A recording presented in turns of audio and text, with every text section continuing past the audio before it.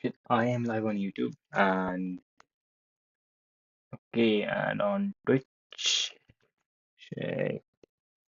Yep, I am live on YouTube and I am live on Twitch. And let's begin today's stream. uh, Modern assembly language. Yesterday, uh, yep, yep, yep. Here we are. Yep. Yesterday, we read about GNU assembly instructions and yeah, we had quite a few things. We were here. Now we have the exercises to do. Yep, yep, yep. Ah, yep. And yes, we read about directives. We read that there are four things in assembly language. First, there are directives. There are sections. There is there are instructions, and there are comments. And we can create macros. That is crazy. And now the exercises. What is the difference between dot data section and the dot BSS section? Yep. The dot data section contains it stores static variables which have been initialized, and dot BSS section, which stands for block started by symbol, it stores uninitialized data variables. And what is the difference between ASCII and ASCIIs? Well, ASCII, when you use ASCII, then what you get is when you use ASCII to store some data, then you get space where those characters are stored in the memory, and that is it. That is all you get. But when you use ASCIIs at the end, uh, at the end of the last character, you get a null character, and that is what this Z signifies. It means zero. What is the difference between word and long directives? I think word is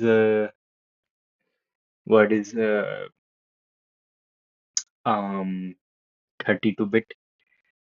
Word means thing that is 32-bit in size, and long, I think long is the same as word, or maybe it might be 64 bits. Let's see. I think they might be same. Yep, they are the same. Word and long. For Arch 64 processor, these three directives do exactly the same thing. They expect zero or more expressions separated by commas and will emit 4 bytes for each expression given. If no expressions are given, then the address counter is not advanced and no bytes are reserved. So they are the same. Yep. First question done. Now question number two. What is the purpose of align assembler directive? What does align to do in GNU-Arch Assembly 64? Well, okay. Uh, so when inside the data section or inside BSS section or any of the data like the read-only data section, when you specify amount of space which you need to store your data, then uh, you can specify that you want 8 bits of data at some place. Then after that, you can say that you want 2 bytes of data, that is 16 bits, and then you can say you want 32 bits of data, that is 4 bytes. So the memory chunks, small chunks that you are creating, they are not of the same size. It could be 1 byte, 2 bytes, 3 byte, 4 byte, any number of bytes, right? So the chunks are of different size. They might small or big sizes. But let's say if you want let's say you stored a date some data which takes 1 byte of storage memory, and then after that you want to store something that takes 4 bytes of memory. But since before storing those 4 bytes, you only used 1 byte of data. Let me use Excalidraw.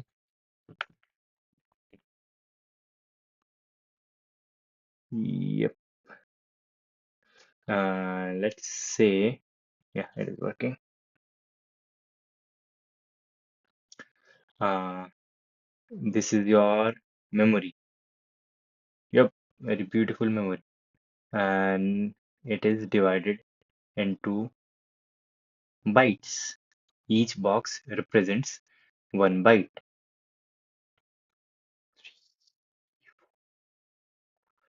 right? And let's say in the first one, you stored the character A, right, which took 1 byte to be stored.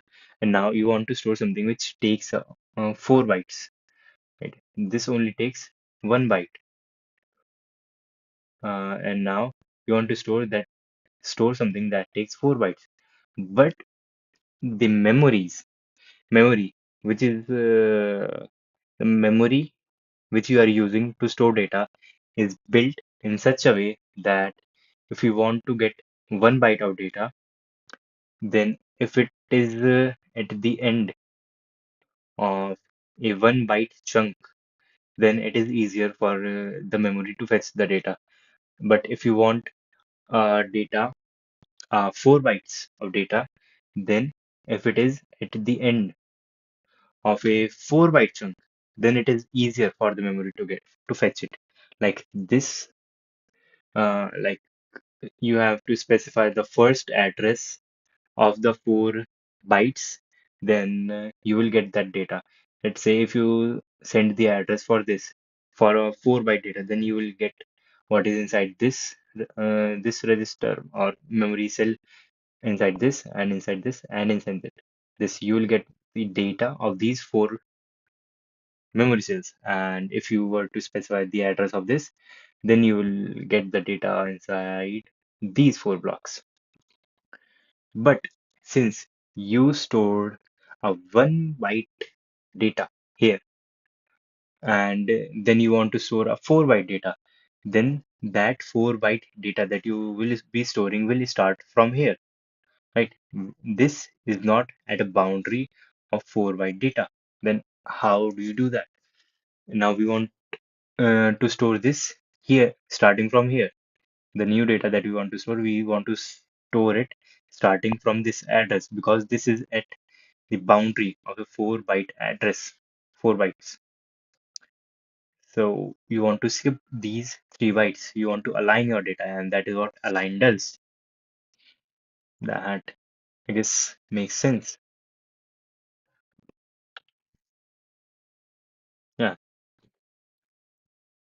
And what will dot align to do?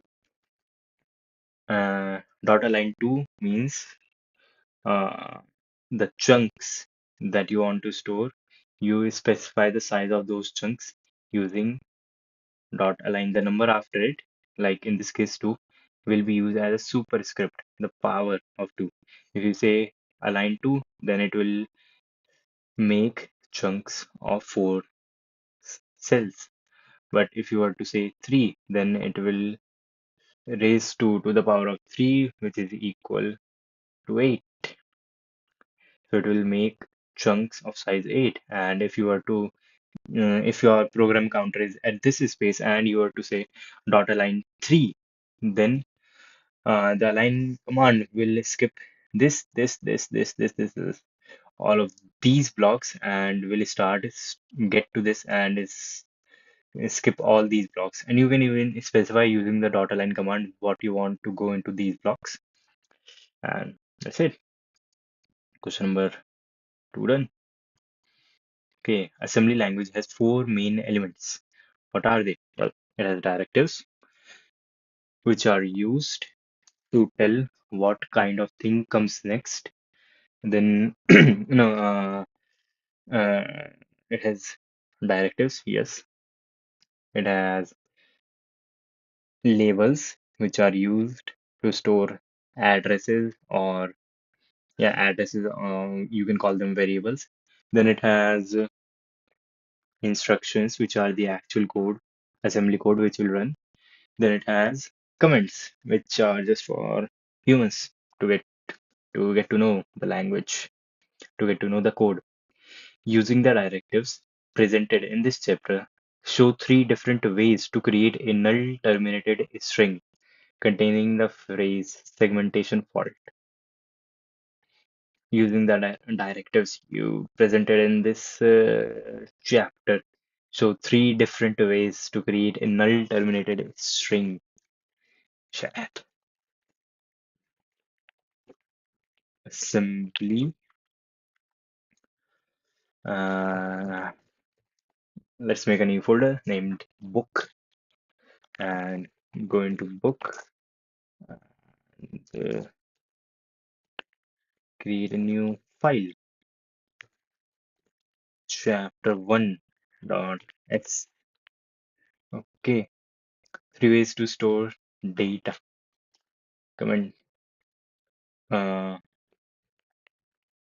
first way to store a string um, dot data section, and yep, I can use a label named string, which will have yes. Now I can use directives. I can use dot word, and then I can specify the things. Well, no, first of all, let's use the as. It has to start at null termination. Okay, ASCII, and inside this, I can say segmentation fault. Yep, segmentation fault. And then I have to manually provide a null terminator. How do I type null terminator? Shit. To type name null character to create a null terminated string containing a phrase this backslash zero. That I guess will work, or it might not work because it might store this as a separate thing and then this as a separate thing. Hmm. We will check it afterwards, and then we get string 2 dot word or as keys as segmentation fault, and then string 3, which can be dot word. It will store, it will take 32 bits, 4 bytes to store one character, which is tragic. I think I can use dot byte to store them, and then write. Will this work? M E N T A T I O N. This might be like really stupid. I think it is. Don't think this will work. Let's ask ChatGPT if this is correct. Or like, do I have the answers at the end of the book? Let's see. Nope, doesn't seem that way. So I will have to ask ChatGPT for the answers. Chapter 2, subsection. Well, chapter 3 is going to be banger, but before that, we have to get this right. Okay. Ah, okay.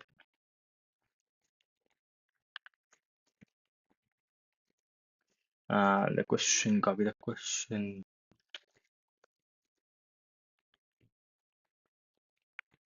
Uh, Below is my answer for the question above. Is the answer correct? Uh, and if not, then tell me why it is wrong. Why did I had to add a question mark? Your answer is almost correct, but there is a slight issue with the syntax in the dot byte directive. Let's analyze your answer in detail. In ASCII, segmentation fault is /0.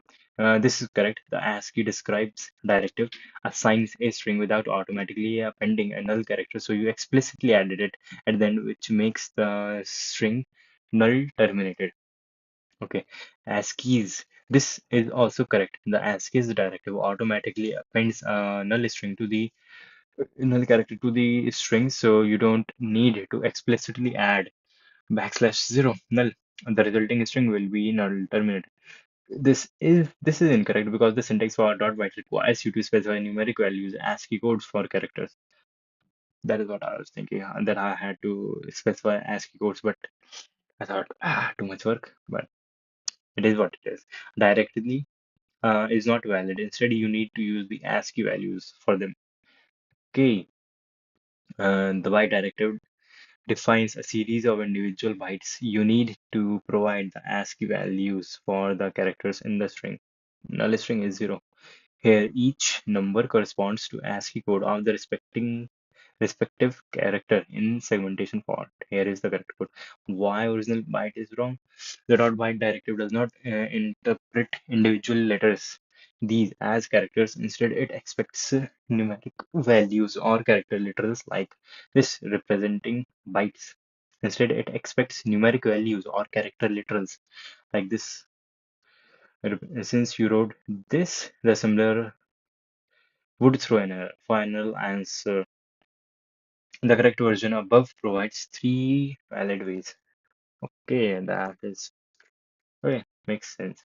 What is the total memory in bytes allocated for the following variables? Okay, forward in bytes. Okay, word takes 4 bytes, so 4. Long also takes 4 bytes, so 4, 4, 8, and ASCII 1 byte for this, 1 byte for this, 4 for 8, 10 bytes. Okay, um, answers for modern assembly language, a modern assembly language, uh, AArch64 book. Let's see, improve. I will use ChatGPT. This is the question, and I said 10. Let's see, it has to be 10. Yay. Let's calculate the total memory allocated for the given variable. This word takes 2 bytes for a 16-bit integer. Therefore, this occupies 2 bytes. Why does it occupy 2 bytes? Word is supposed to be 32 bits long. A long directive allocates 4 bytes. I did not specify the CPU that we are using. It is a 64-bit CPU. Yep, that is correct. That is correct. Total memory allocation 8 bytes.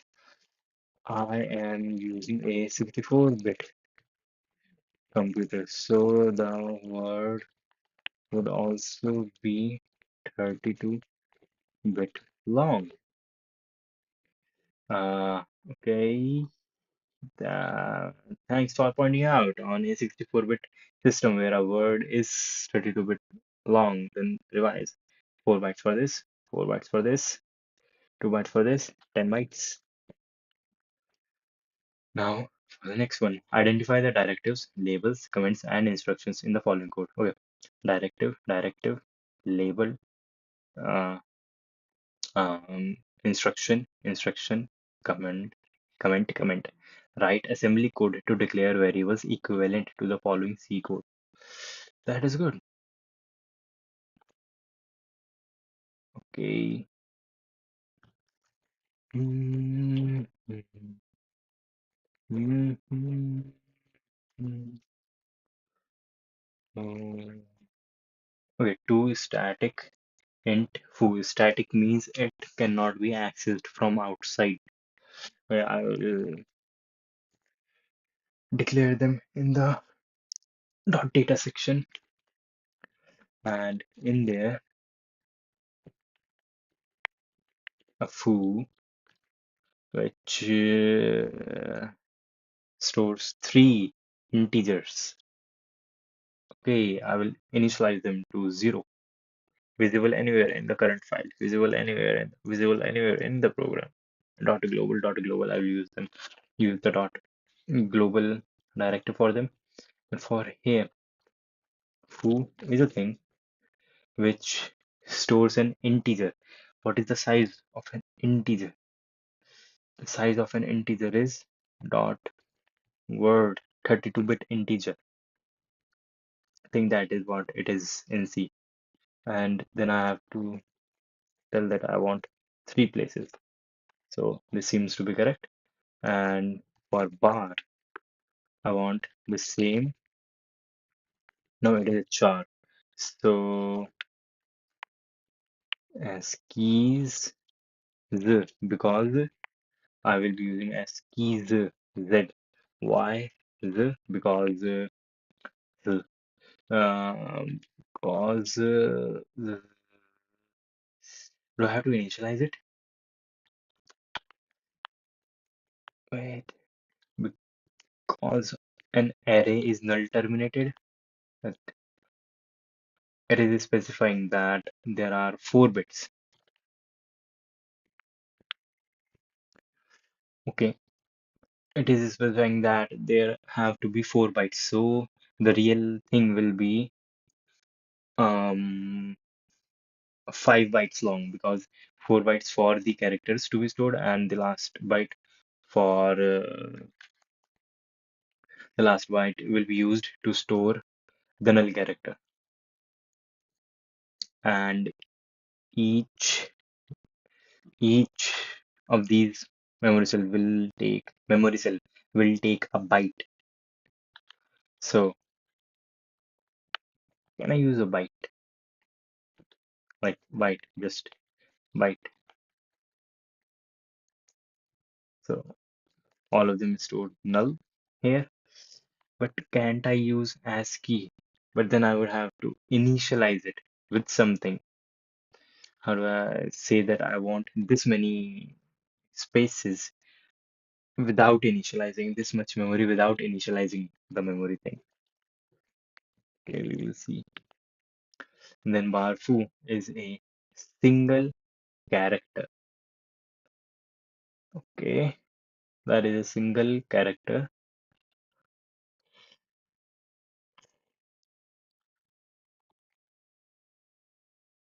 dot a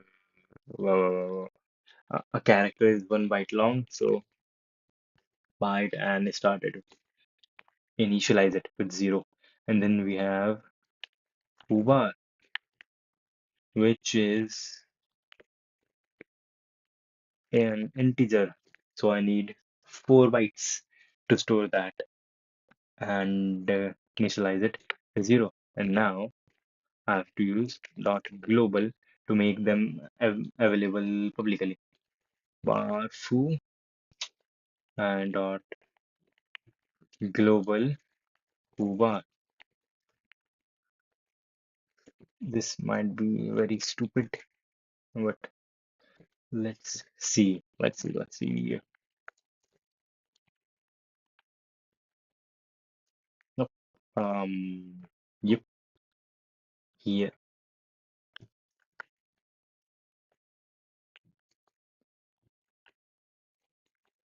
And copy this. No, copy with the one here. Yeah, starting from the one.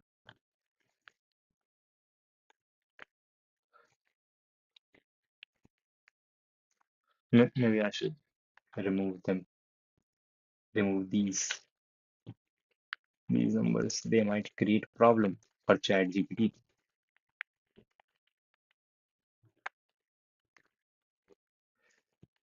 Below is my answer to the above problem.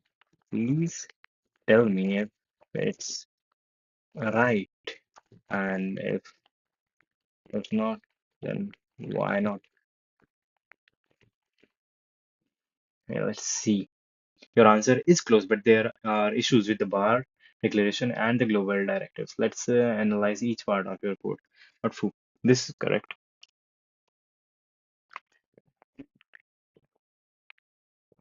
The foo array consists of 32-bit integers, assuming a word is 32-bit on your 64-bit system initialized to 0. This matches with the C declaration of a static int foo 3 byte. This is incorrect. Okay. The bar array is declared on as char bar 4 in C, which means it should contain exactly 4 bytes. Your declaration allocates 5 due to the extra 0. This should be correct. Okay. Okay. We will see that. Okay. Bar foo byte. These are correct. Both bar foo and foo bar are declared outside of any function, with bar foo being a single character 1 byte and foo bar a single integer 4 byte. Their initialization matches the default behavior in C. Dot global bar foo and foo bar. These are partially correct. The global directive makes the symbols accessible across the program, which is appropriate for char bar foo and this, and they are as they are global variables. However, you missed the fact that foo and bar are static, which means they should not be globally accessible. Final assembly code. Here is the correct answer.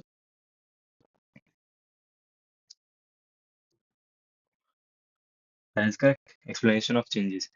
Boo and static behavior. These variables are static in C, meaning they are file scoped. There is no dot static. There is still no dot static thing. Dot static directive in most assemblers. So by not using dot global for foobar, you ensure their visibility is limited to the current file. Therefore, it is correct. Global variables only bar foo and foobar are marked as global, matching their intended visibility. Final answer. This answer is pretty properly reflects the original C declarations. Okay, I want to ask about this thing. Okay, here I added the extra zero because in a string array in C there is a an ending null character to which indicates that the string has ended. And let's see, your reasoning would be correct if bar array were intended to store a null terminated string in C. However, based on the original C code provided, this visible anywhere in the current file, the array bar is explicitly declared with a size of 4, and there is no indication that it meant to represent a null terminated string. That is a proper argument. In this case, char bar 4 is simply an array of 4 character elements, and its memory location should match the exact size 4 bytes. Adding an extra byte for a null terminator would be incorrect unless explicitly required for a string. Okay, and one more thing. How can I get uh, okay, because I am storing it in dot data section, I have to initialize it. Okay, how can I get uh, uh, labels to memory locations which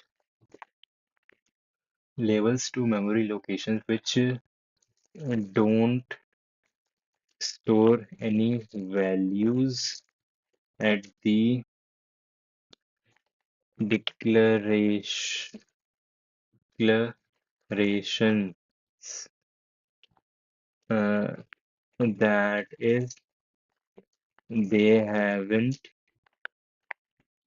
haven't been initialized.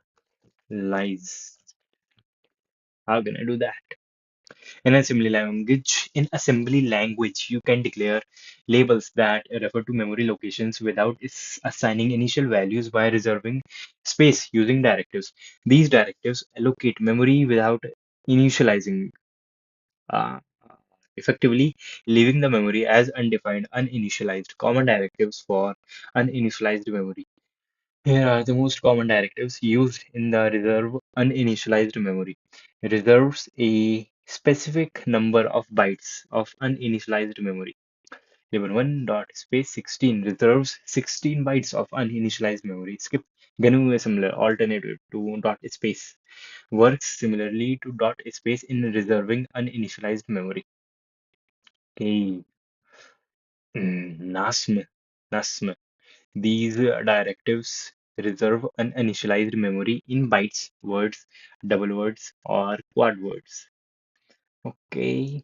Reserve bytes, reserve word, reserve double word, reserve quad words. Okay. Zero allocates and zeros out a space or specified number of bytes, but can be used for uninitialized labels for by avoiding a specific value. Example notes default values. Okay, okay, that makes sense. So, how to store the following text as a single string in assembly language while making it readable and keeping each line shorter than 80 characters of code under 8. Hmm. Show how to store the following text as a single string in assembly language while making it readable and keep each line shorter than 80 characters. Okay, this is what I have to store. So I cannot just blindly use a single command to store them because they are telling me that each line has to be less than a single character. So inside the dot data, I will say I want part1 to be a word as key, which will store each line less than 80 characters. Okay, uh, the three goals of the mission are this, and then a new line character. Okay, that seems appropriate. Part 2, which will also store ASCII and will store this in the second line. Keep each line of code under 80 characters. This also seems to be correct. And then we have part 3, which will also store ASCII and this to write readable comments. Wait, what? Where do I write readable comments? Oh, and then part 4. And here part 1 will store the address of the first part. Or maybe I can omit them because I have this this to store the first address. Now I want ASCIIs because I want this string to be null terminated, and ASCIIs will do that for me. Learn a valuable skill for readability. That seems to be correct. Okay.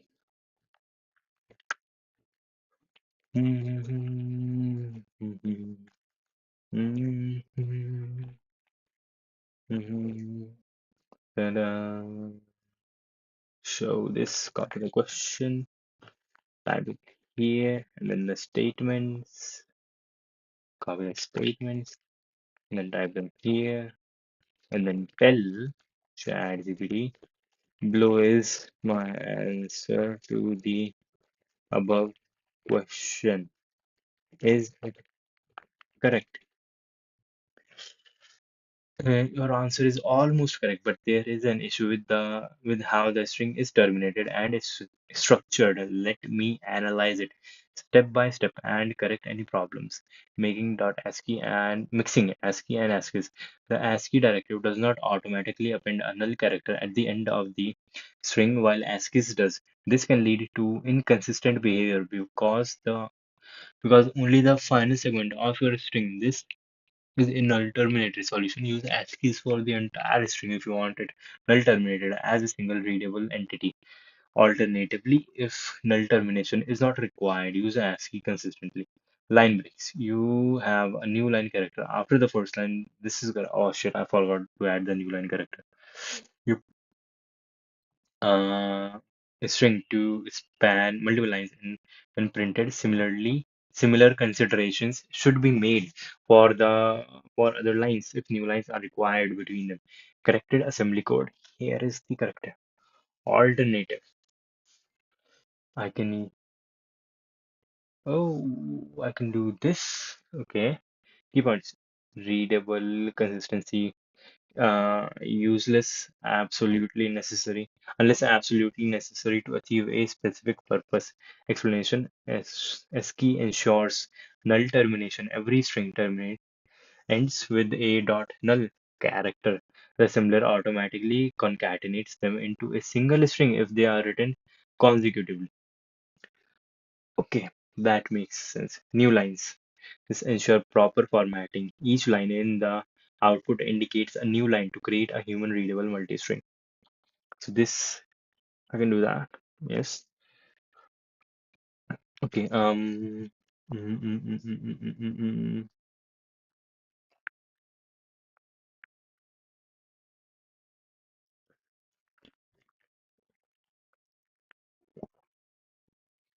I want to store the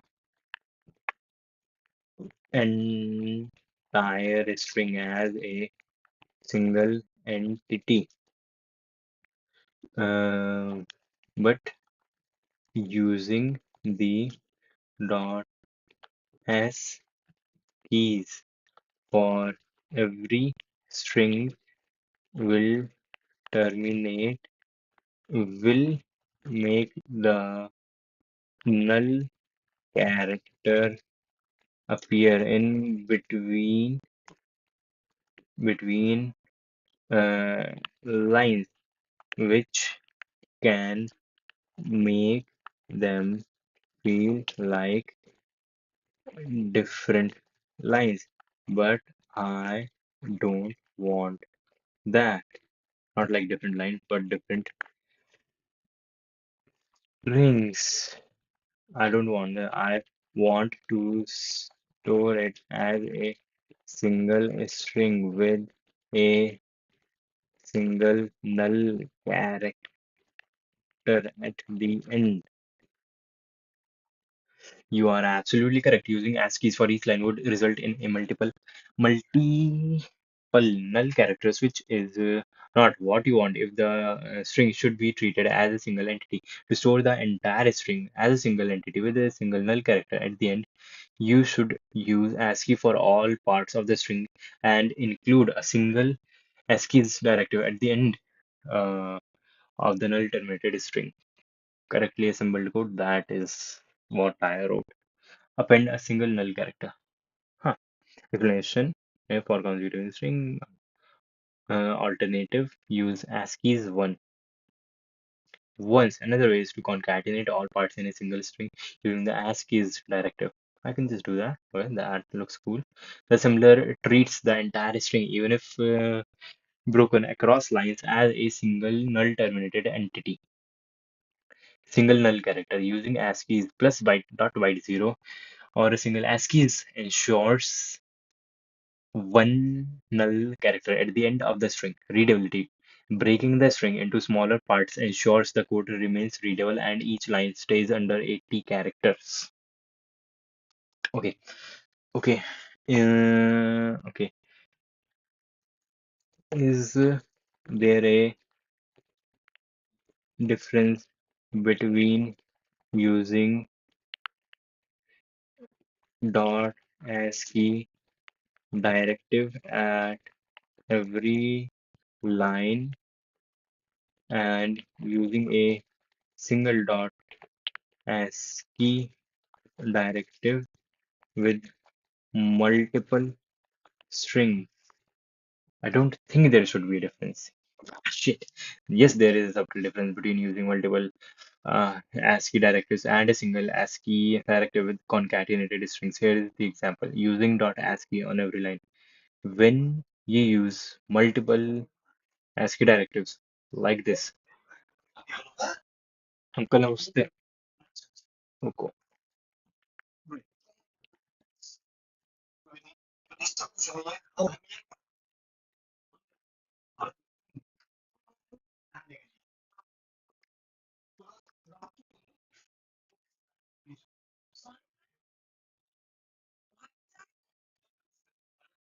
Shit, I should have figured out. Oh shit.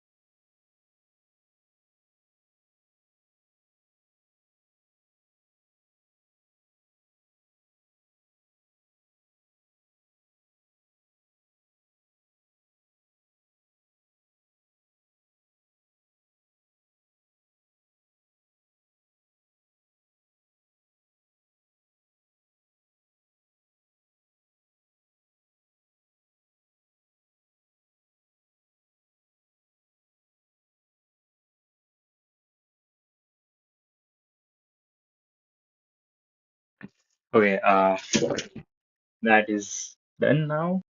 That I did not knew how to mute my mic. Okay,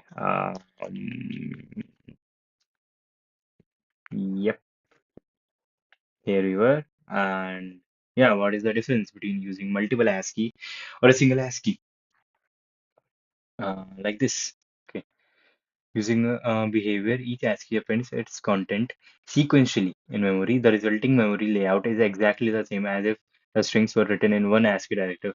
Assembler treats each ASCII directive as an independent operation, but stores the strings consecutively in memory without adding any null terminators or extra padding between them. Readability. The approach makes the assembly code easier to read and manage when strings are long and need to be split across multiple lines.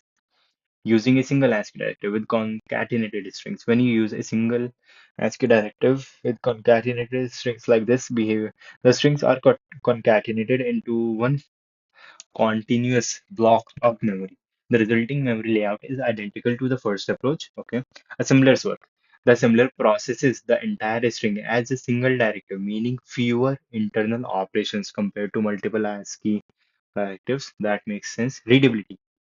This approach may be slightly harder to read because all strings are grouped into one directive, but it keeps the code compact. Okay, multiple ASCII and single ASCII directive. Memory layout, identical. All strings are stored sequentially. Assembler workload processes each ASCII as a separate operation. Processes as one operation. Null termination, not added automatically in either case, not added automatically. Code readability, easier, compact, but harder, a little harder, Uh, a little harder, sure. Insert the minimum number of dot align directives necessary in the following code dot align so that double word variables are aligned on double word boundaries. All word variables are aligned on word boundaries and all half word variables are aligned on half word boundaries. Okay, while minimizing the amount of wasted space. Okay. Mhm. Mhm. Mhm. New. Okay, first one is good. Second one, yes, I need to align this one.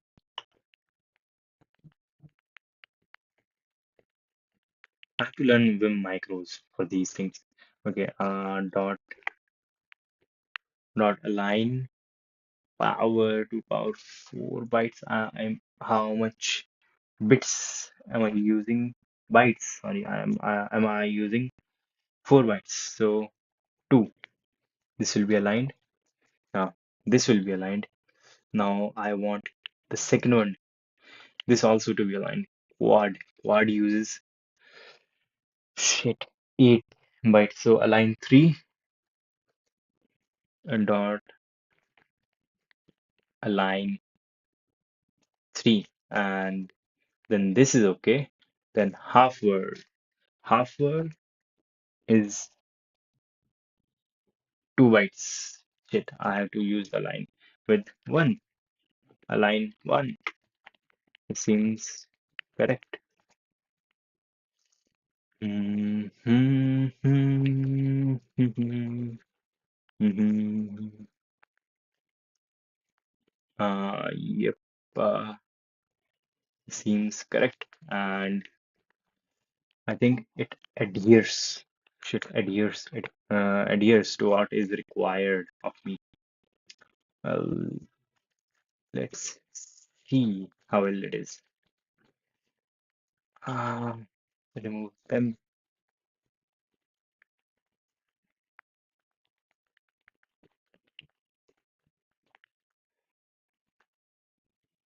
Okay. Yep. Below is my answer for the above question. Is it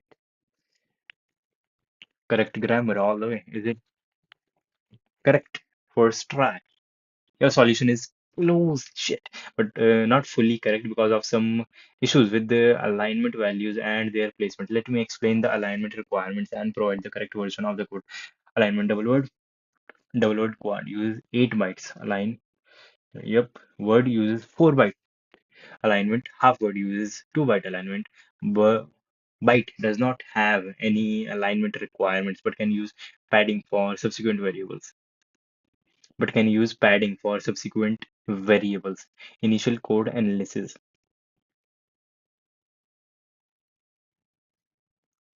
Okay, this no alignment needed for byte. Okay, align to 4 bytes for the next word variable, correctly aligned. No alignment needed here. Okay, align to 8 bytes for a quad word variable. Should be align 3 for 8 bytes. I have used align 3. Correctly aligned for quad. No alignment needed. Okay, align to 2 bytes for the half word variable. Half word already aligned correctly without dot align. Unnecessary here. Why is it already aligned? Half word uses 2 bytes, right? And this one used only one. So I have to skip 1 byte to get this to a proper place. The alignment directive before B is correct since B is a word which requires 4 bytes. The align 3 directive before D is incorrect. The quad variable requires 8 bytes alignment, which corresponds to align 3 because 2 power 3. This part is correct in principle, but uh, should be confirmed based on placement. Oh, what is the placement for this thing? Okay. Uh, this took 1 byte. Then I skipped. Then this wants to use 4 bytes. So here I skipped 3 bytes, and this used 4 bytes. So till now, at this point, I have used 8 bytes, and now this took 1 byte. So I have to skip 7 bytes to get this at a proper place. And this should be correct. The align one directive before F is unnecessary since F is a half word and the layout already ensures 2 byte alignment. E could affect the alignment of F if not properly handled. E, uh, it is not making a lot of sense. Corrected code. Here is the correct version of the code. Byte 7 word. Well, this is exactly what I there. Wrote there. You said that my dot align 3 directive is incorrect, but this is correct. But should be confirmed based on placement. My answer is correct. Align to 2 byte for a half word if necessary. Well, yeah, it is correct. It seems.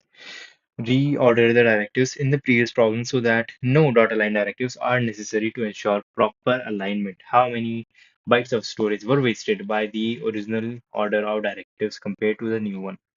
Okay, in this, the amount that it wasted is humongous. Humongous or no, 1 byte, no, 3 bytes wasted here, three or three here, and then it was one. Till this point, we have used 4 bytes here, 4 bytes here, 8 bytes, and 1 byte here. Then we have used 9 bytes, and the next one quad. This has to be at byte at the border of 8 bytes. So we have to skip 7 bytes here. So 7 wasted here and 3 wasted here. So 10. And this one would skip 1 byte. So 11 bytes we wasted here. We have wasted there. And now we can align them. No, not align, but we can rearrange these to make it work properly.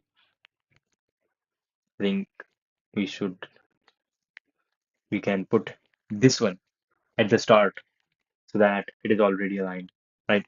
And then after that, we can put the word directive. And then after that, we can remove one from here. And this seems to be correct. Is the question. The question is this. Below is my answer for the above question. Is it correct? Oh, technically, yes, your answer is correct. Not even mostly, it is correct. By reordering the directives, you have minimized the need for dot aligned directives and ensured that the variables are naturally aligned based on their data types. Yep. Okay, what are the most important directives for selecting a section? Dot data, dot bss, dot data, dot text for the text section, and dot bss for uninitialized variables, and dot arrow data. Uh,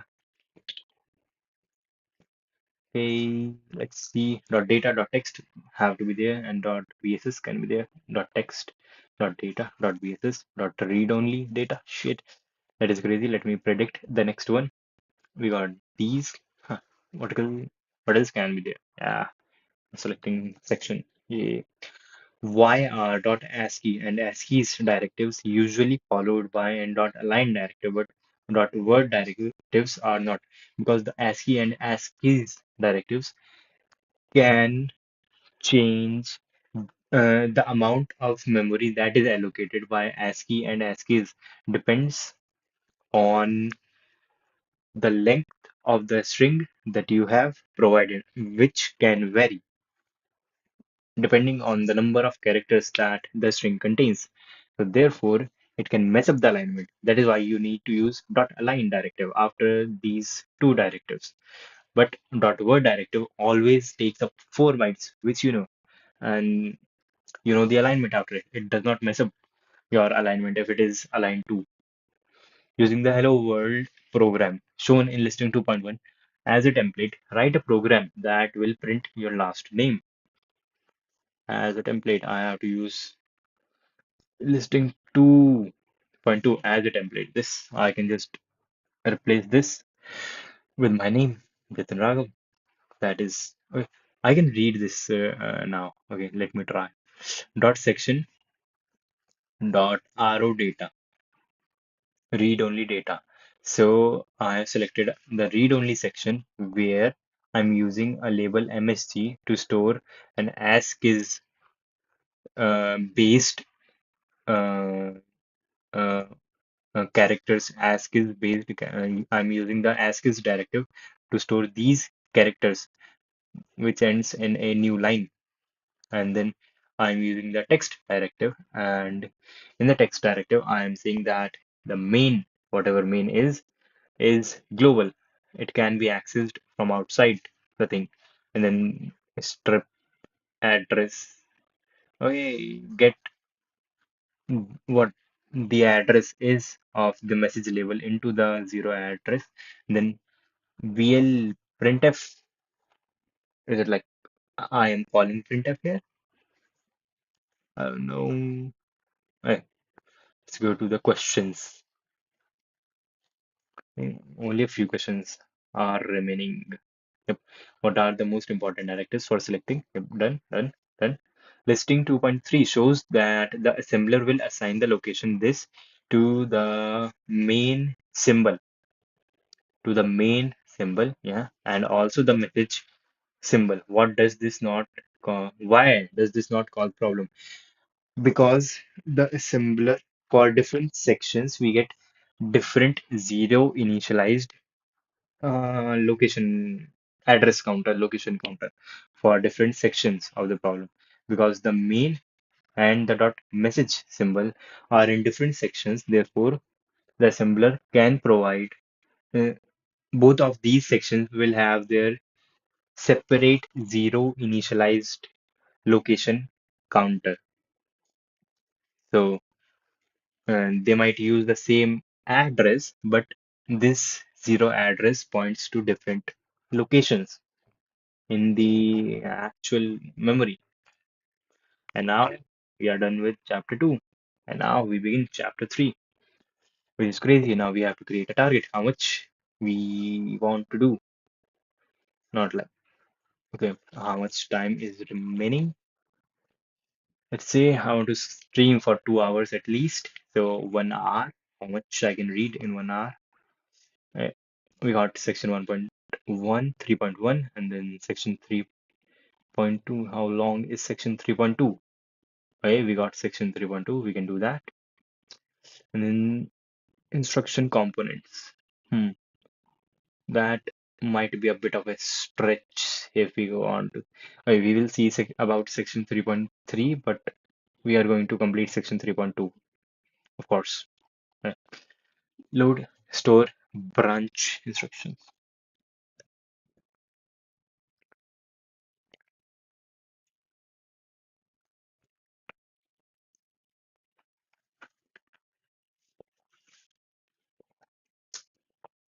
Okay, chapter 3, load, store, and branch instructions. The part of the computer architecture related to programming is referred to as the instruction set architecture. Related to programming. Okay. The ISA is a contact between the hardware and the software. It defines the set of instructions and the set of registers that the hardware must support. How the hardware actually implements the ISA is called the microarchitecture. Microarchitecture, okay. And it is not defined by the ISA. Assembly programmers can write code that will work across a spectrum of different processor implementations as long as the software and hardware are both built around the same ISA and they will be compatible. The ISA is an effective interface between hardware and data paths and processing elements and software because it creates an abstraction that allows each side to be imagined to function independently. The ISA is an effective interface between hardware, the data paths, and processing elements and software because it creates an abstraction that allows each side to imagine to function independently. Yeah, it defines an interface through which they can contact.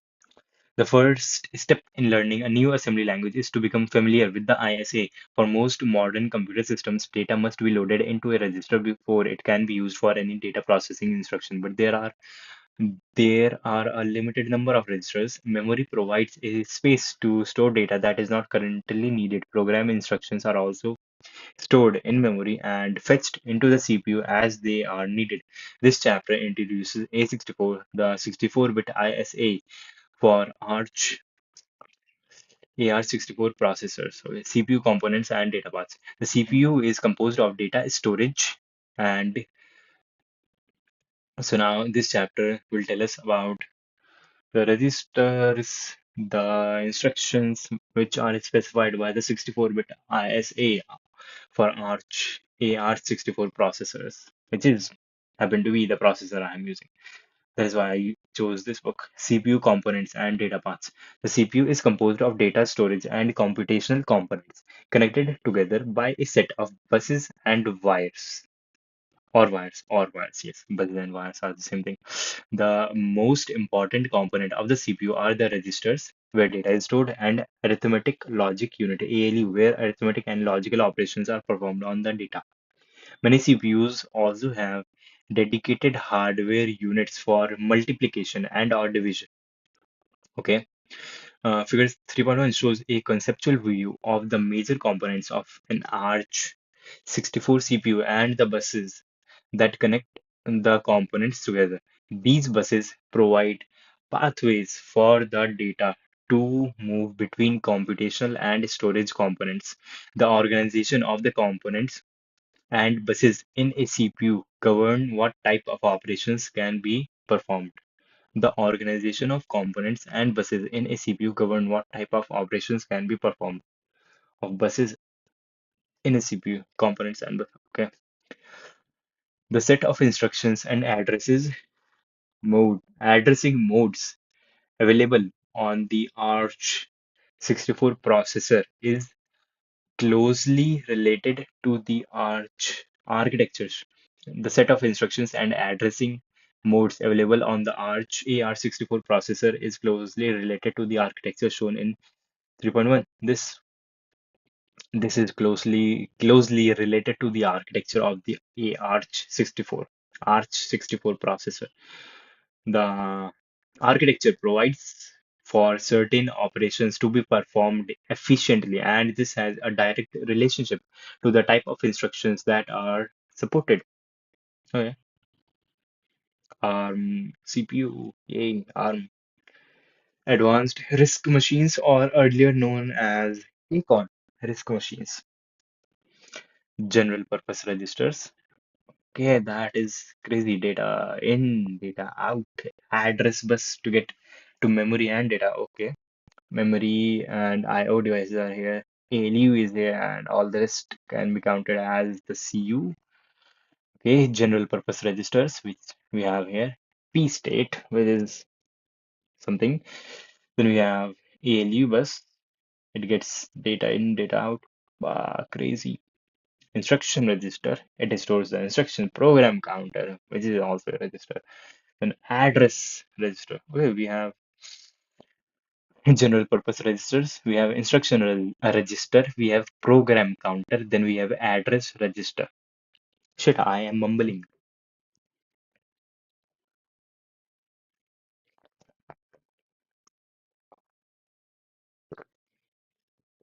This is a simplified view of the AArch64 architecture.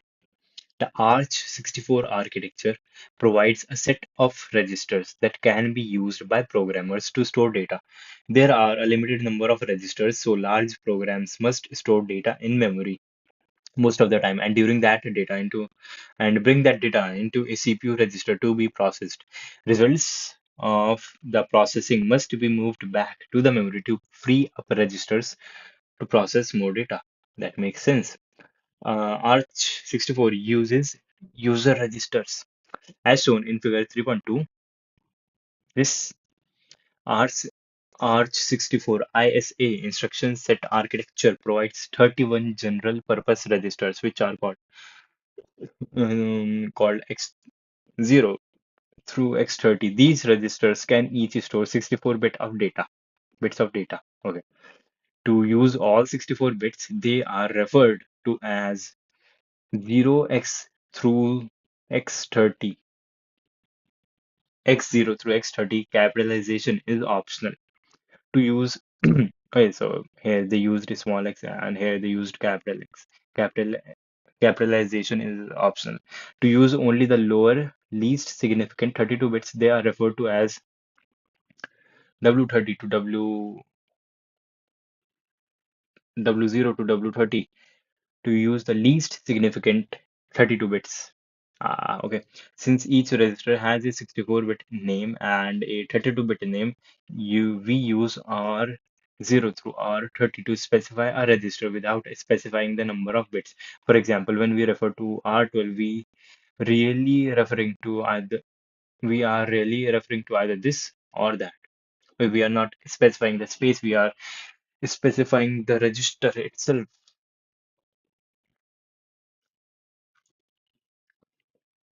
Okay, it has 30 general purpose registers. It has a program counter. Right, it is divided into least significant, then most significant, and there are 31 general purpose registers. The above eight registers are parameter passing and/or scratch registers and/or scratch registers. Okay, then the next eight, it seems, no, from 8 till 18, it seems 11. Next 11 registers, caller, saved, scratch registers, volatile. Okay, and then 19 to 29, that is also 11. So 11, 11 and 8, and then one remaining. It makes it 31. Yes, 31. Uh, Callee saved registers. Okay. General purpose registers. The general purpose registers are each used according to specific conventions. These rules are defined in the application binary interface. Application binary interface. Okay. General purpose registers are each used according to specific conventions. Okay. These rules are defined in the application binary interface ABI. The ARCH64 ABI is called APAX 64. APAX. Shit, APAX 64. The difference between callee saved and caller saved registers will also be explained in section 5.4. Shit, that is a long way, but we will get there. Registers 0 through R7. They are using R to refer to the register itself, not specifying the amount of space that they will be using in that register. Registers 0 through R7 are used for passing arguments when calling a procedure or function. Okay, are used for passing arguments when calling a procedure or function. Registers 9 through 15 are scratch registers and can be used at any time because no assumptions are made about what they contain. They are called scratch registers because they are useful for holding temporary results of calculations. Okay, registers 16 through 29 can also be used as scratch registers, but their contents must be saved before they are used and restored to their original contents before the procedure exits. Okay, some of the registers have alternate names. For example, X16 is also known as IPO. Most of these alternate names are only of interest to people writing compilers and operating systems. However, two of these registers are interesting to all Arch programmers. Frame pointer. Okay, so we have, it seems we have three types of registers here. First, registers from 0 till 7, which are used to provide parameters to function calls. Then we have scratch registers from 9 till 15, which are just scratch registers. We can store into them any value we want to store. We want to work with any intermediate value, anything. And then we have from 16 till 29. These can also be used as scratch registers, but I think that they have data from the process that was running before. So first, before using them, we have to store their data somewhere else. And then before exiting our process, we have to restore them back to their original state. Okay. And some registers have alternate names, and we don't need to know them. Only the people in the compilers and operating systems need to know them. But there are two registers which are of interest to us. First is the frame pointer, 29 register. Register number 29 is used by high-level language compilers to track the current stack frame. This register can be helpful when the program is running under a debugger and can sometimes help the compiler to generate more efficient code for returning from a subroutine. Okay, the GNU-C compiler can be instructed to use X29 as a general purpose register by using the format frame pointer command line option. The use of X29 as the frame pointer is a programming convention. It is a convention. It is not built differently. The register itself is not built differently. It is a programming convention, not a hardware convention. Some instructions, example branches, implicitly modify the program counter, the link register, and even the stack pointer. So they are considered to be hardware special registers. As far as the hardware is concerned, the frame pointer is exactly the same as other general purpose registers, but AArch64 programmers use it for the frame pointer because of the ABI, Arch binary interface, ABI, application binary interface. Okay, they just use the 29 register to store, to get a pointer to the frame stack of their own making somehow. P state. Okay, this will make sense when I'm actually writing programs. The P state register contains bits that indicate the status of the current process state, P state, including information about the results of previous operations. Figure 3.3 shows, oh, P state, is it the 16th register?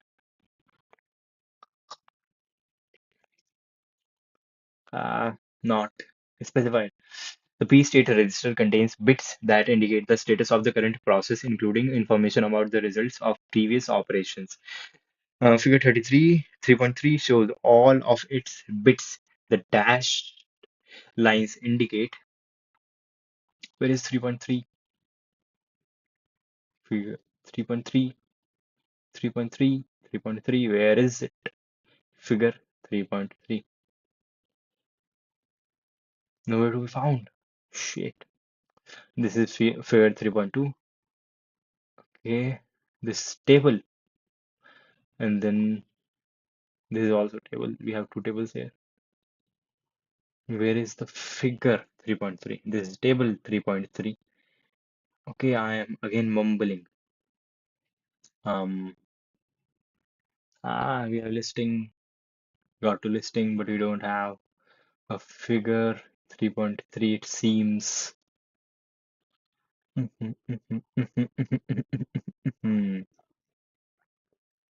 Nope, we got to branch. Still haven't seen it. Maybe it will come at some point. Okay, now getting back to it. P state register. Figure 3.3 shows all of its bits. The dashed lines indicate unused space that may be reserved for future AArch64 architectural extensions. The P state register is actually a collection of independent files, most of which are only used by the operating system. User programs make use of the first four bits N, Z, C, and V. These are referred to as the condition flags. I read something about condition flags. Most instructions, these are used for conditionally doing something in the assembly language. Most instructions can modify these flags, and later instructions can use the flag to control their operation. Their meaning is as follows: N negative, negative, zero, oh no, shit, carry, overflow. Okay, negative. This bit is set to 1 if the signed result of an operation is negative, and set to 0 if the result is positive or 0. This bit is set to 1 if the result of an operation is 0, and set to 0 if the result of an operation is non-zero. Carry. This bit is set to 1 if an add operation results in a carry out of the most significant bit, or if a subtract operation results in a borrow. For shift operations, this flag is used to the last bit shifted out by the shifter. Overflow. For addition and subtraction, this flag is set if a signed overflow occurs, and it is 0 when overflow does not occur. Link register. The procedure link register 30, number 30. Number 30 is procedure link register, and frame register is 29th register. Number 30 is used to hold the return address for subroutines. The return address of subroutines. Certain instructions cause the program counter to be copied to the link register. Then program counter is loaded with a new address. The branch and link instructions briefly covered in section 3.5 and in more detail in section 5.4. The link register could theoretically be used as a scratch register, but its contents are modified by hardware when a subroutine by hardware. When a subroutine is called in order to save the correct return address using 30 register 30 as a general purpose register is dangerous and is strongly discouraged. That makes sense.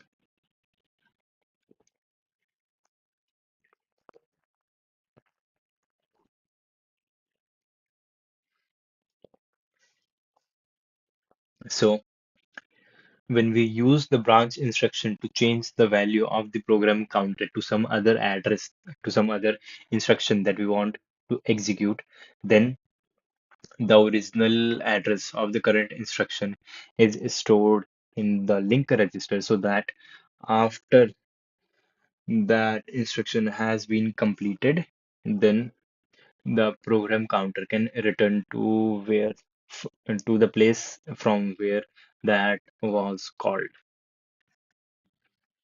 The subroutine was called stack pointer. The program stack was introduced in section 1.4. The stack pointer SP is used to hold the address where the stack ends.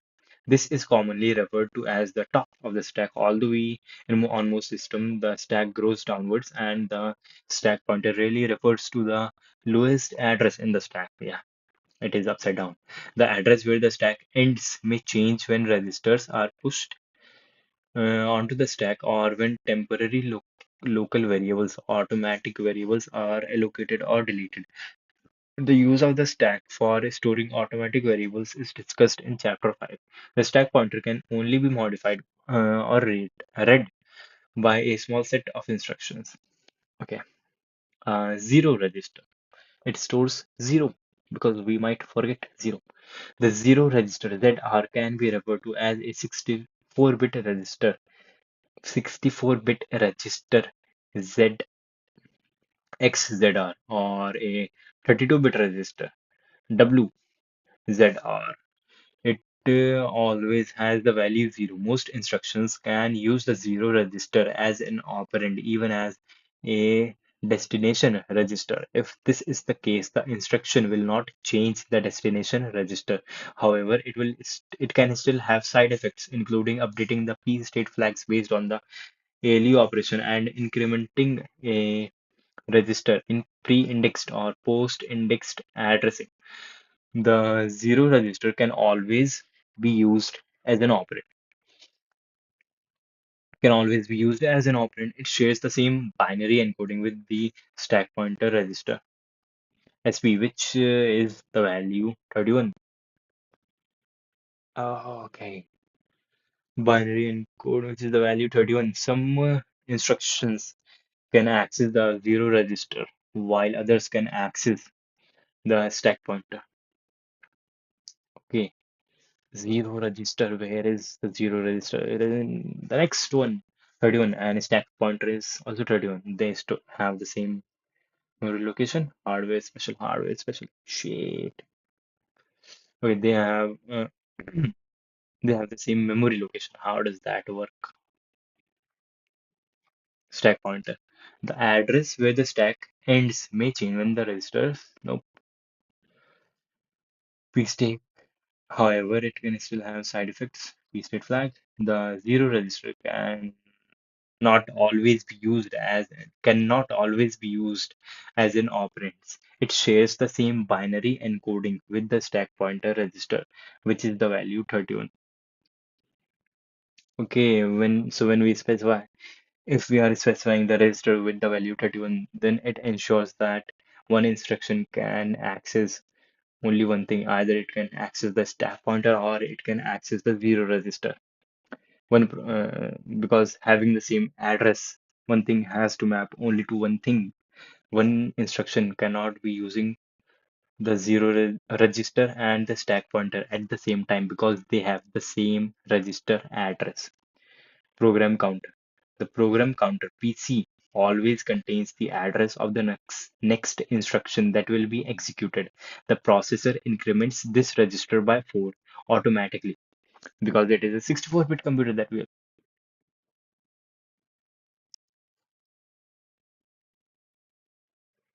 The processor increments this register by 4 automatically after each instruction is fetched from memory. What is the size allocated to one instruction?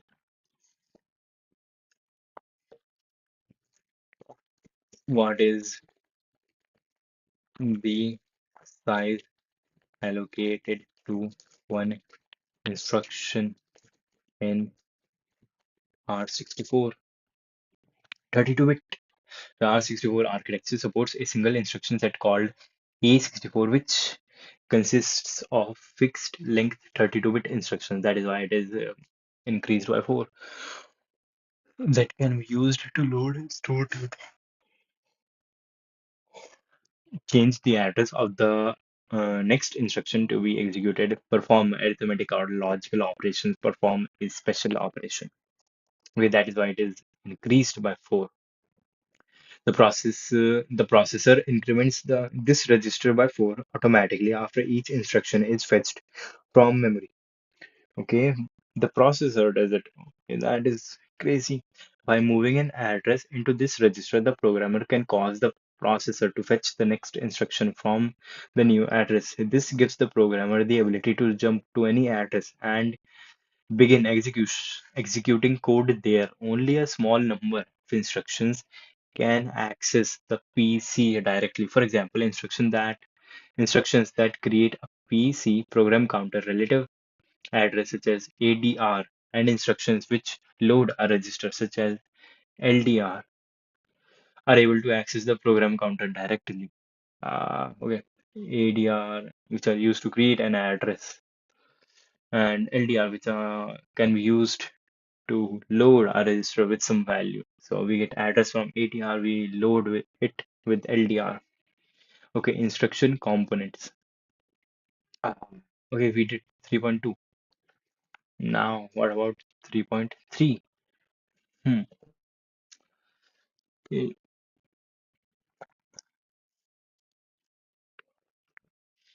Mhm.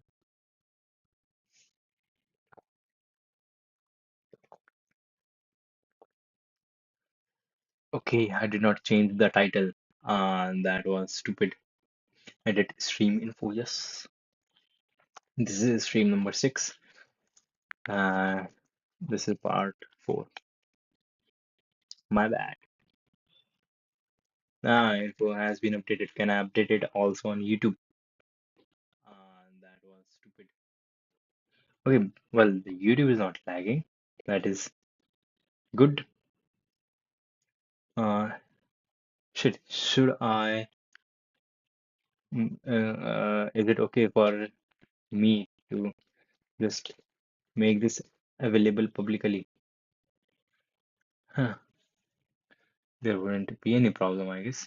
Wait, was this the correct stream number? Shit. Okay. Uh, yep, I guess it is correct. Uh, uh, uh, last one was 5, so yeah, this one is has to be 6. Okay, okay. Now this one is 6 with part 4. Okay, good. Now instruction components. How long is that? Uh, Go to the index. Uh, yep, here is the index. Instruction components starts at 58 to 65, and we have 911. That is a bombing time. Uh, about 30 minutes. I guess we can complete like more than half. Right. So the target. What has to be the target? Yep, we are here, and here we go. We have inside the section instruction components, we have setting and using condition flags. Okay. Then we have immediate values which are provided with the hashtag, and then we have addressing modes. Okay. And then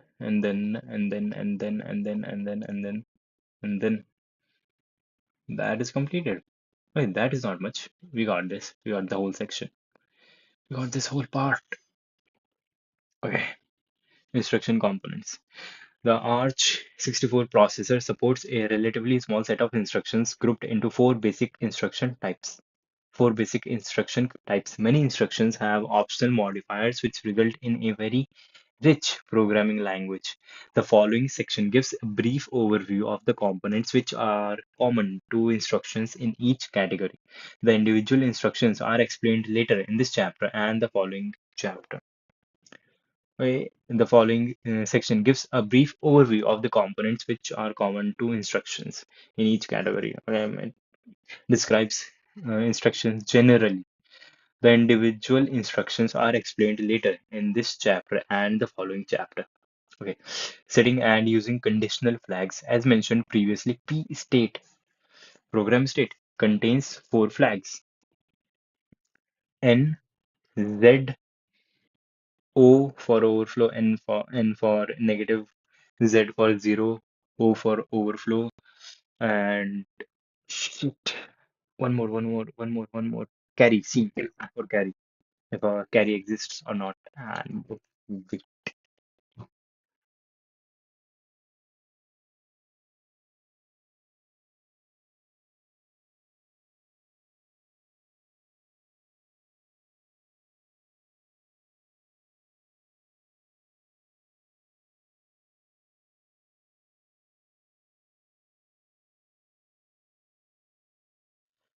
Yeah. And I hope that this actually works, that when I move this to zero, you guys cannot hear the voices, that I actually get muted. The stream is amazing on Twitch, and I guess it is amazing on YouTube too. Yes, it is live and it is in 1080p, but the quality is not up to the mark because the bit rate is low. Shit, what's the bit rate? Bit rate is bit rate is 2000. 2000. It was lagging at 3000, I guess, yesterday. Don't have a good internet connection. We can do.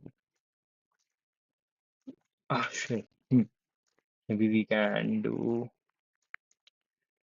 2500 kbps. Let's see. Okay, my camera is stuck. Absolutely stuck here. Flabbergasted.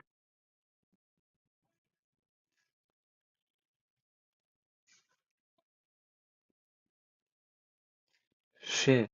Um, yep. Is it working now? Yep, it is working.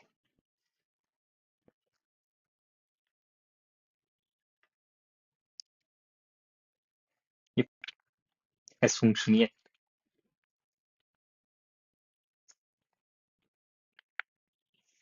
Okay, instruction components.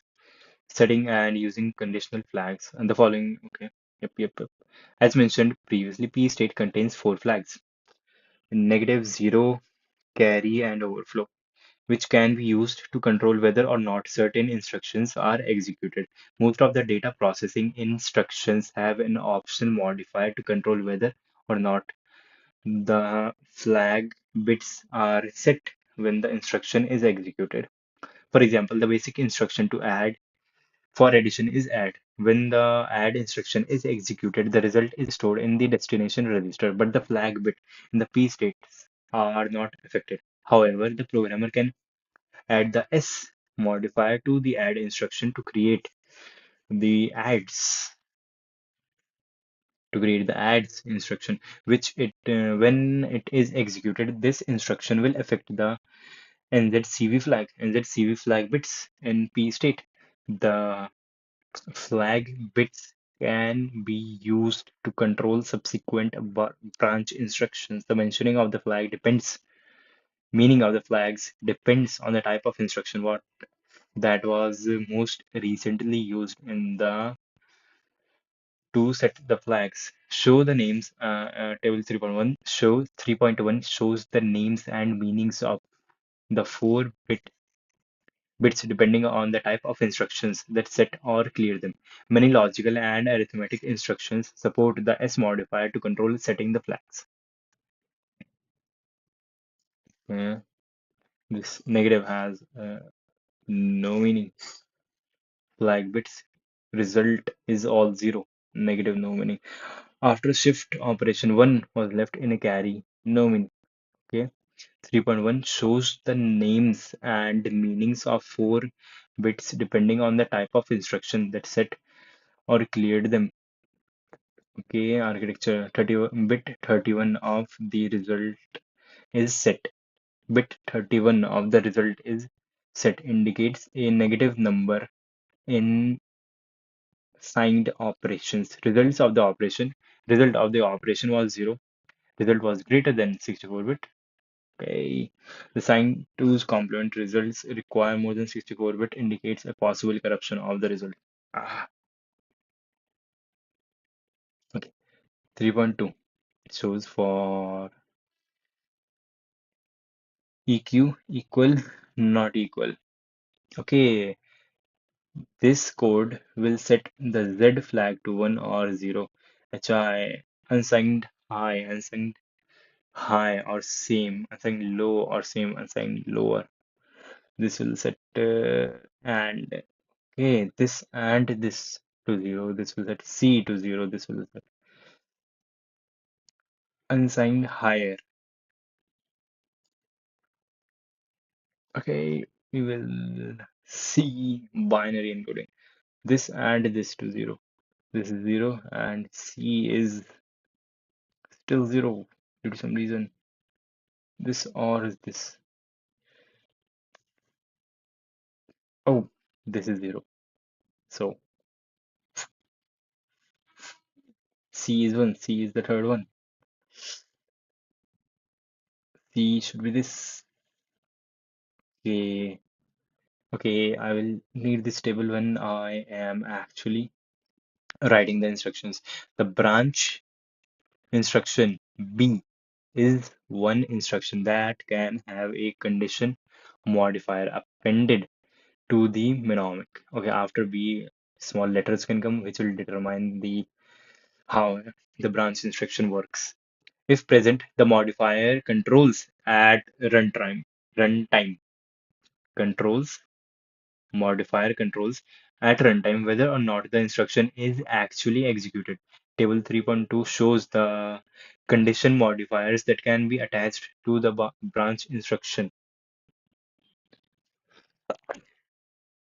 Sorry. Okay, so BEQ, BNE, BHI, BHS. Okay, and these are the things that it will check. Okay, and if okay, and we have to provide branch with one of this condition code, and if the state of P state matches the binary encoded that we have specified for the condition code, then the program counter will be updated accordingly, and the current value of the program counter will be stored in the link register to get back to it after the execution of the function that we are calling.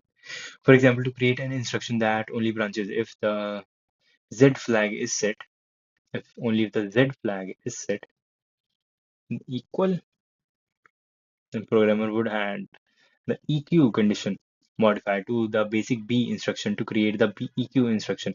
There are a few other instructions that can be used that can use the condition modifier to control their execution using the flag. Okay, but I warn you, it'll break your heart. 3.3.2 immediate values. An immediate value in assembly language is a constant value that is specified by the programmer. Some assembly languages encode the immediate values as part of the instruction. Some assembly, okay, as part of the instruction. Other assembly languages create a table of immediate values in a literal pool stored in memory and insert appropriate instructions to access them. Okay, ARM assembly language provides both methods. Okay,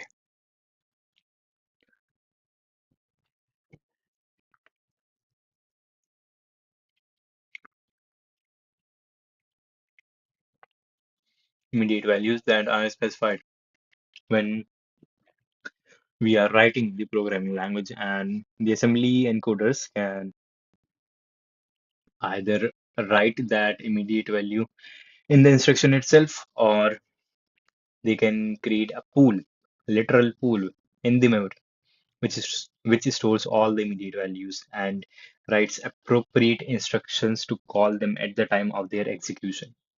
Immediate values can be specified in decimal, octal, hexadecimal, or binary. Octal values must begin with A0. Hexadecimal values must begin with a 0x. Likewise, immediate values that start with 0b are binary, are interpreted as binary numbers. Any value that does not begin with 0, 0x or 0b will be interpreted as a decimal value. There are two ways that immediate values can be specified in GNU ARM assembly. The first way is as a literal immediate value. This can be optionally prefixed with a pound sign for clarity. This is a pound sign. This is not a hashtag. This is a pound sign. Immediate symbol, then the immediate or symbol. The second way is the equal to dash immediate or symbol. Symbol is like if we have used a label, that is a symbol to store a literal value. a literal okay, syntax, which can only be used with the LDR pseudo instruction. The equal to immediate symbol syntax can be used to specify any immediate value up to 64-bit or to specify 64-bit of any symbol in the program. Symbols include program labels such as main and symbols that are defined using E, Q, U, and similar assembler directives. This syntax is a pseudo instruction because of the way the AArch64 machine instructions are coded. This syntax is a pseudo instruction because the way AArch64 machine instructions are encoded. For data processing instructions, there are a limited number of bits that can be devoted to storing immediate values as part of the instruction. In order to store a full 64-bit immediate, the linker must create a literal pool. That makes sense because instruction in ARM64 is 32-bit long, 32-bit long, yeah, 32-bit long. And if we want to store a immediate value which is 64-bit long, that is out of the scope of the instruction. Then they have must create a literal pool to store it. So what is the difference between using an equal to or using a hashtag? The second way is the equal to immediate value or symbol syntax, which can only be used with the LDR pseudo instruction. Does it take an address? Then it would not be an immediate value. This immediate syntax can be used to specify any immediate value up to 64 or to specify the 64-bit value of a symbol in the program.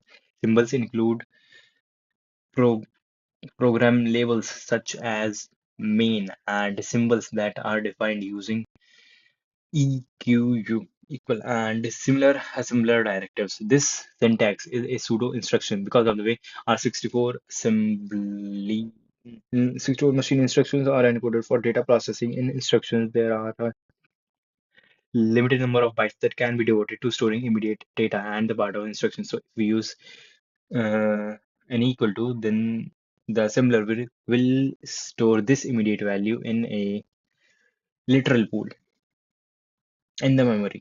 And then at the time of the execution, it will fetch it from the memory automatically. The pound syntax is used to specify immediate values for data processing instructions. The pound symbol syntax has some restrictions. The assembler must be able to construct the specified value using only a certain number of bits of data, a shift or rotate, and or a complement. Hmm. Certain number of bits of data, a shift or rotate, and or a complement. For example, arithmetic instructions can only use an immediate value that fits within 12 bits for immediate values that cannot be constructed by the shifting complement by shifting or rotating and complementing an 12-bit value. The programmer must use an LDR instruction with the equal to immediate to specify the value. That method is covered in section 3.4. Yo. Some examples of immediate values are shown in table 3.3. When an immediate value is necessary, the programmer can always use the hash, the pound syntax. The assembler will emit an error message when an immediate value is attempted, and the programmer can change their code to use the LDR equal to method instead. Arithmetic used immediate unsigned immediate value optionally shifted by 12 bits. Okay, pattern immediate logical pattern immediate. Legal illegal. This is legal. This is like the maximum range, but this is illegal.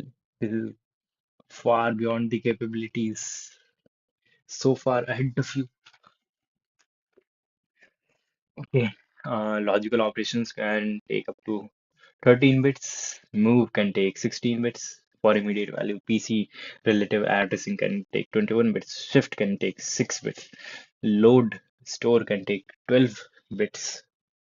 Isn't that crazy? Okay. Load store indexed can use 9 bits. Sign immediately. Addressing modes. The AArch64 architecture has a strict separation between instructions that perform computation and those that move data between CPU and memory. Okay. Computational instructions can only modify registers, not mean memory. Okay.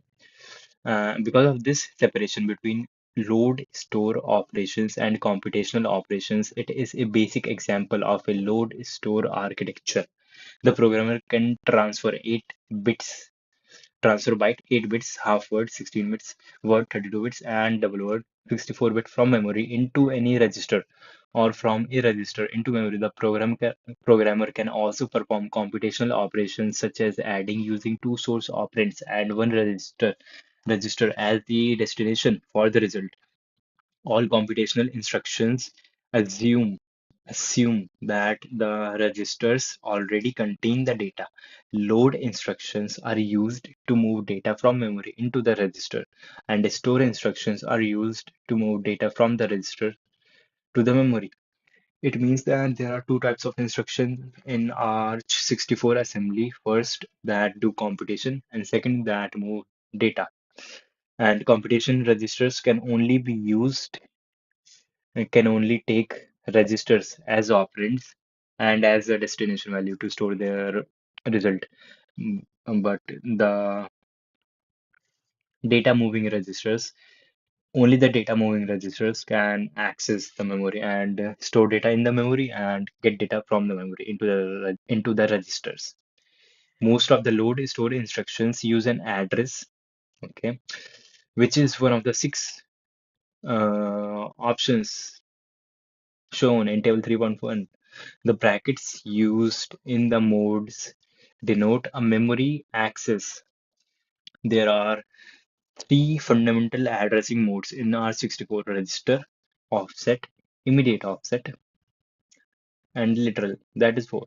There are three fundamental addressing modes in R64: register offset, immediate offset, and literal. Okay, register address. We can provide a register address xn x something stack pointer, or if we provide the address, then the address of that register will be used, otherwise stack pointer will be used.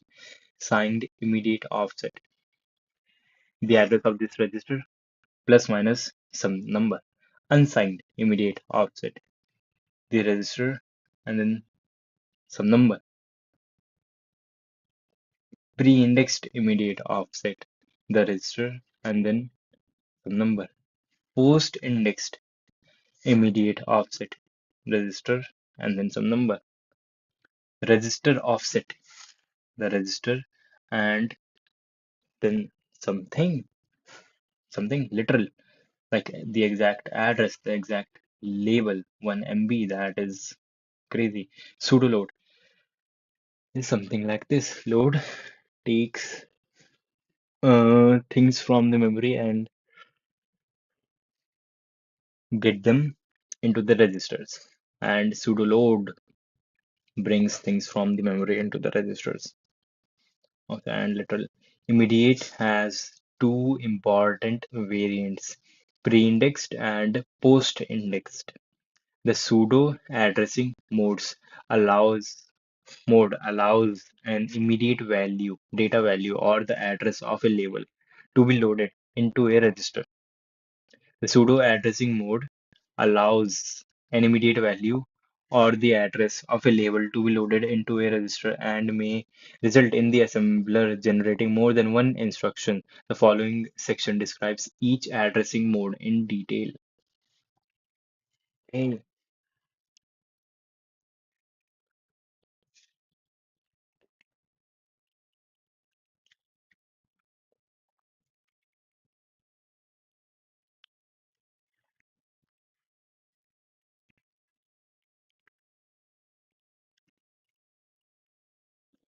register address is one way to provide address mode. This addressing method is used method is used to access the memory address that is contained in the register XN or XP. To use access the memory address that is stored in the register this. Okay, the brackets around XN denote that it is a memory access using the content of the register as the address in memory. Okay, for example, the following line of code. It loads the value that the value of a memory cell whose address is stored in the X2 register and loads that value into the X3 register, uses the contents of X2 as a memory address and loads 8 bytes of data starting at the address into register X3. Likewise, this stores the into this copies the contents of this of X3 to the 8 bytes of memory starting at the address that is in X2. This is really encoded as an unsigned immediate offset. Is just shorthand notation for this and this respectively. Signed immediate offset. The signed immediate offset, which may be negative or positive, is added to the contents of XN or XP. Okay, go to the address that is 50 more than the address is stored in here. The result is used as the address of the item to be loaded or stored. For example, the following code is loader calculates a memory address by adding 50 x50 hexadecimal 50 to the contents of the register x1. It then loads 8 bytes of data. Oh, unsigned offset. What does UR mean? Is it provided there? Immediate. What does UR mean? Okay. Oh, UR. Maybe it was here somewhere. UR. Nope. It is for passcodes, flags. That was stupid to look there. Okay, calculate some memory address by adding 50, not 50, 50 of hexadecimal to contents of register 1, then loads 8 bytes of data starting at the calculated memory address into register 0. Similarly, the line this adds negative 50. Why negative 50?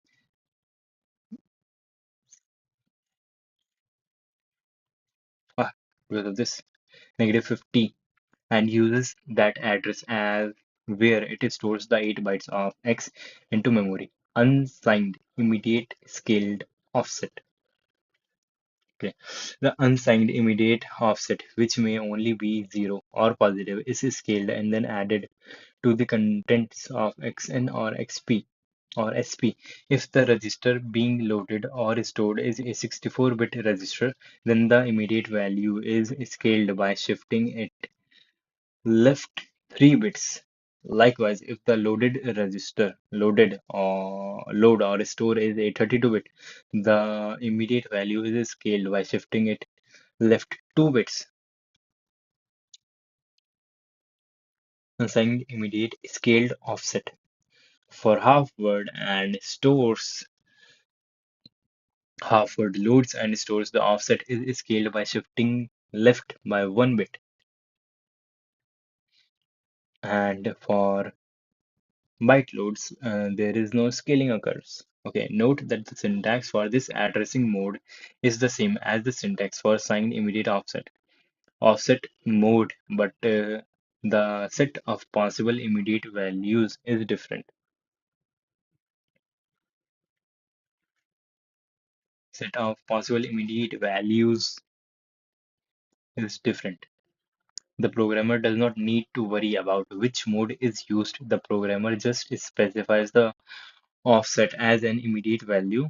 Like here, the assembler will automatically select whether to use signed immediate offset or signed immediate scaled offset mode depending on the immediate offset value that is specified. The result of adding the scaled offset to the base register is used as the address of the item to be loaded or stored. For example, the following line of code. This calculates a memory address by adding x 0x7 ff8 to the contents of the register. It then loads 8 bytes of data starting at the calculated memory address and calculates a memory address by adding this to the contents of register x1. Then loads 8 bytes of data starting at the scaled calculated memory address into this. Similarly, the line this adds offset this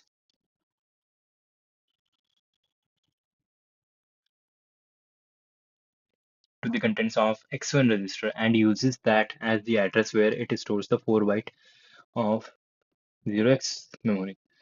Isn't that just similar? Unsigned immediate scaled offset. What is like the difference? Unsigned, because it is unsigned, is that the difference? Only the range. Unsigned immediate offset, signed immediate offset. Yep, the range. What is this about scaling? If the register loaded with this, the register, then the immediate value is scaled by shifting it left 3 bits. By shifting it left 3 bits,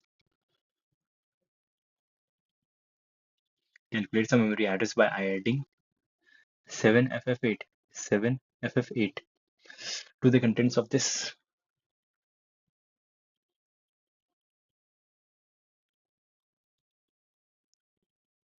Okay, pre-indexed immediate offset.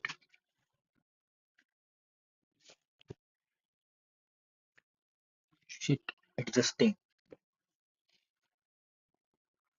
Pre-indexed immediate offset. What does it mean? It has a exclamation mark at the end. The memory address is computed by adding the unshifted signed 9-bit immediate to the number stored in XN or XP. The memory address is computed by adding the unshifted signed 9-bit immediate to the number stored in PXP. Then XN is set to contain the memory address. Oh, this mode can be used to store to step through elements in an array, updating a pointer to the next array, updating updating a pointer to the next array element. Okay, so this does not even does not just compute the new address, it actually updates the address that is stored in this. Okay, but how do we call this? How do we specify that we want this? Because the syntax is similar. XP, XN. There is this exclamation mark. That is important. Post indexed. Uh, yeah, the exclamation mark is the thing. Post indexed immediate offset. Pre-indexed. Post indexed immediate offset. Register XN or XP or SP is used as the address of the value to be loaded or stored. After the value is loaded or stored, the value in XN is updated by adding. After the value is loaded, then the value is XN is updated by adding the unshifted immediate offset, which may be negative or positive. This mode can also be used to step through elements in an array, updating a pointer to point at the next array element after each one is accessed. Okay, post and pre. And the difference in syntax is that this one has an exclamation mark at the end, and this one seems like a simple just a register call, but it has a syntax. It has a comma and then the value. Okay, register offset RM. Okay, RM is extended or shifted, then added. RM is extended or shifted, and then added to XN or X or SP. The result is used as the address of the item to be loaded. Okay, so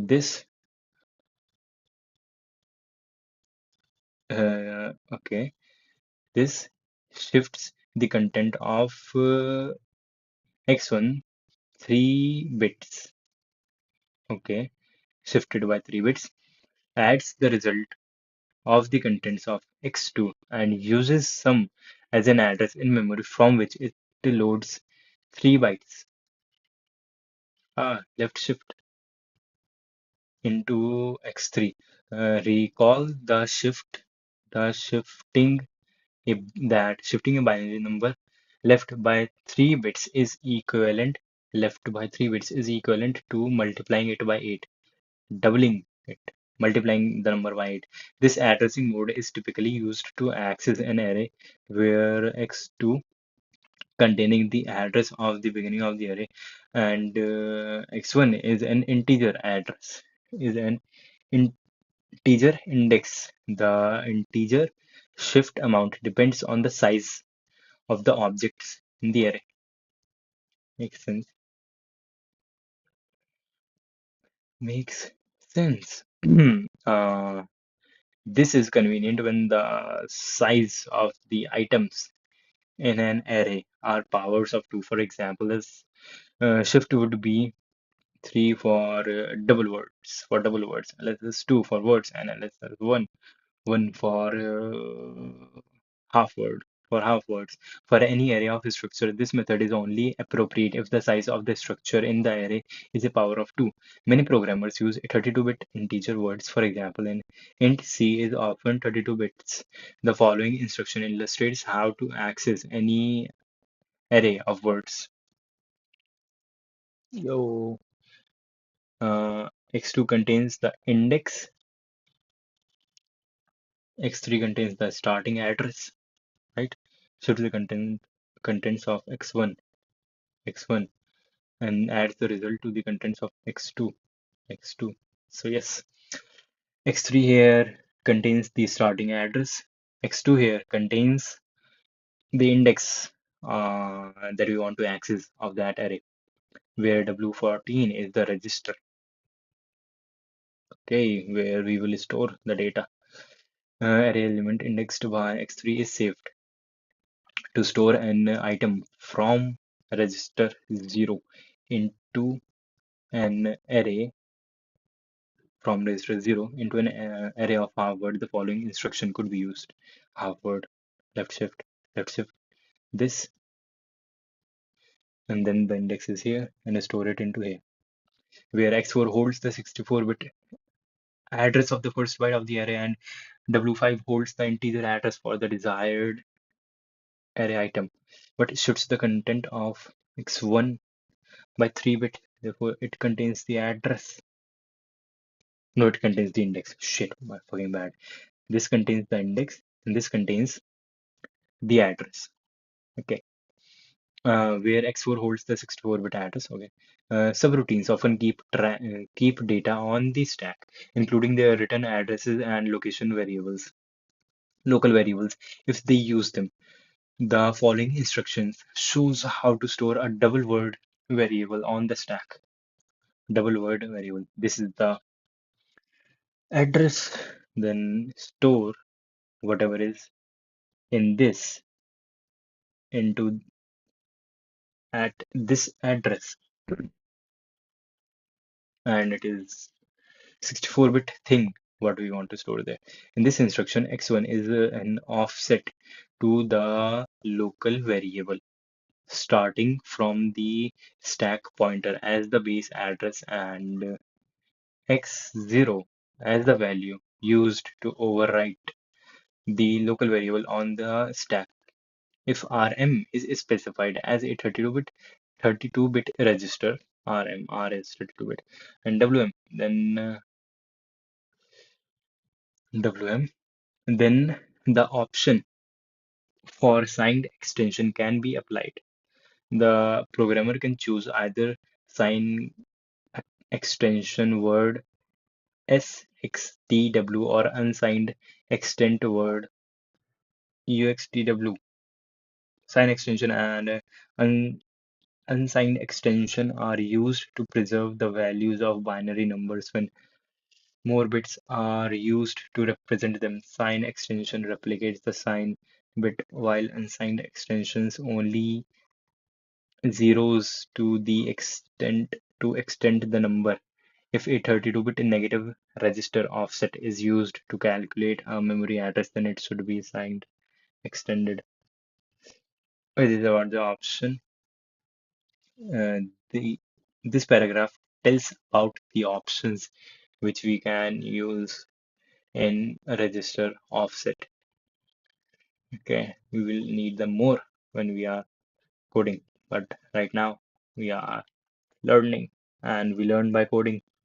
But okay, it will work. We will come back. Literal label. Huh? Oh, we can use a label. When using a literal load instruction, an address in memory within 1 MB of the program. When using a literal load instruction, an address in memory within 1 MB of the program counter can be calculated. This is possible because the label address is encoded when using a literal load instruction. Literal load instruction, an address in memory within 1 MB of the program counter can be calculated. Within 1 MB of the program counter can be calculated. Okay, this is possible because the label address is encoded as a signed offset from the load instruction. Okay, load instructions and label is stored as a signed offset from the load instruction. Okay, since instructions are 4 bytes long, the label will be at an address that is a multiple of 4 bytes. Okay, on a binary level, the label's offset is encoded in 19 bits. On a binary level, the label's offset is encoded as 19 bits. It is then multiplied by 4, shifted left by 2, and added to the program counter to obtain the label's address. On a binary level, the label's offset is encoded in 19 bits. 19 bits store the offset of that label. It is then multiplied by 4. It is then multiplied by 4. Right shifted twice, shifted left by 2, left shift by 2, and added to the program counter to obtain the label's instruct address. Yo, okay. We have the address stored in the program counter. Then we want to calculate the offset for a label, and then we can add that offset to the program counter to get the address of that label. And that offset is calculated. Uh, information about that address, information about the offset is encoded in 19 bits, and then those 19 bits are left shifted by 2 and then added to the program counter to get the address of that label. Oh, yeah. Label pseudocode. This is used to create a literal pool in the memory for immediate values that are longer and cannot be stored in the instruction itself. This is a pseudo instruction. The assembler will generate a move instruction if possible. Otherwise, it will store the value immediate or the address of the symbol in a literal pool or literal table and generate a load instruction using one of the previous addressing modes to load the value into a register. This addressing mode can only be used with the LDR instruction. Hmm. With the LDR instruction. Okay. This addressing mode can only be used with the LDR instruction. An example. Uh, okay, load the address for this literal into this. Okay, an example. Pseudo instruction and its disassembly are shown in this.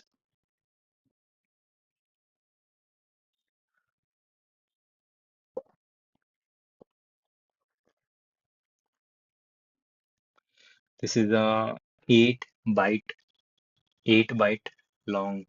1 byte is represented by 2, so there are 16 characters here. This is a 8 byte long literal, which is stored in a memory and whose address is stored in this. Then return. Um, that's my time. Let's see what we have for tomorrow. Load and store instructions. And then hey, we will be writing our first assembly code, it seems, tomorrow. Load and store. Then we have after 3.4 we have branch instructions. And then what else do we have? Load store, branch, and then we have what do we have? Load, store, branch, and then chapter is completed. Well, let's tomorrow we will try to complete load, store, and branch. Yeah, this was good. And bye. That is it. Stop the stream.